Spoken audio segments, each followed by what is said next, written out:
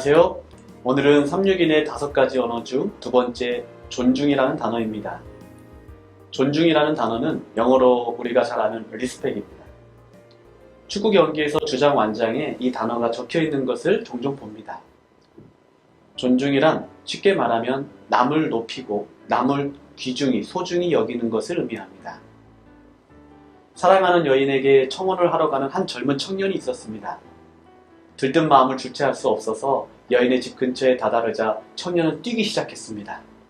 근데 정작 도착한 여인의 집 문은 굳게 닫혀 있었습니다. 분명 어제만 해도 기쁜 얼굴로 약속을 잡았던 터라 어디 외출했을 리가 없다고 생각한 청년은 한참을 서성이며 계속해서 문을 두드려 봤지만 집 안에서는 아무런 기척이 없었습니다. 그날부터 톡 연락이 되지 않다가 일주일이 지난 후에 한 통의 편지를 받게 되었습니다. 당신이 우리 집에 오던 날 나도 창문을 보며 당신을 기다리고 있었습니다. 그런데 우리 집으로 달려오던 당신이 연약한 할머니를 밀치고 오는 것을 봤습니다. 누추한 행색의 할머니는 아무 말도 못하며 쓰러져 있었는데 당신은 눈길 한번 주지 않더군요.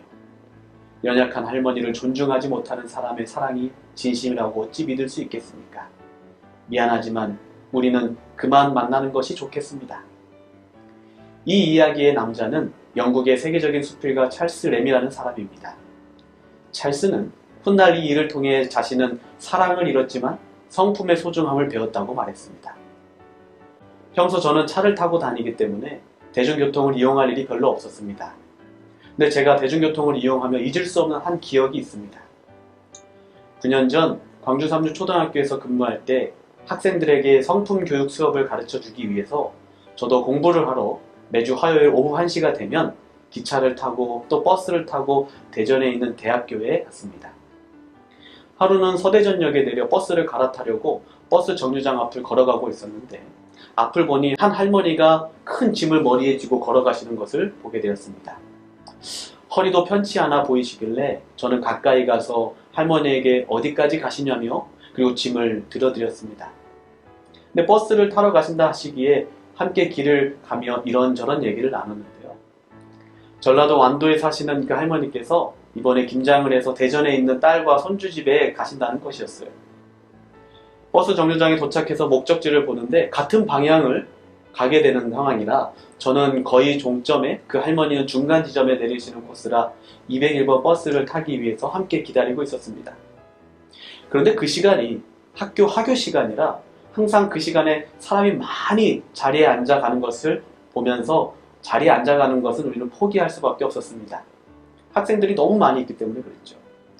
마침내 기다리던 버스가 도착했고 할머니와 함께 버스에 오르는데 예상대로 버스 안에는 초등학교, 중학교, 고등학교 학생들로 꽉 차 있었습니다. 할머니가 허리를 펴지 못하고 구부정하게 서서 앞 의자에 손을 짚고 서셨습니다. 그런데 그 누구도 자리를 양보할 생각이 없는지 자리에 앉은 사람들은 모두 다 손에 들려있는 핸드폰을 하거나 친구들과 웃으며 대화하고 있었습니다. 저는 용기 내어 고등학생처럼 보이는 여학생에게 학생, 할머니 좀 불편하신데 양보 좀 해줄 수 있을까? 라고 물었습니다.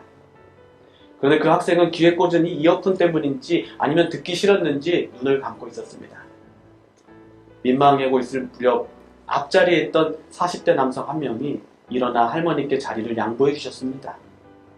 근데 세상에 그 아저씨의 한쪽 다리가 성하지 않은 것을 보게 되었습니다. 저는 참 가슴이 아팠습니다. 정말 속이 너무 상했습니다.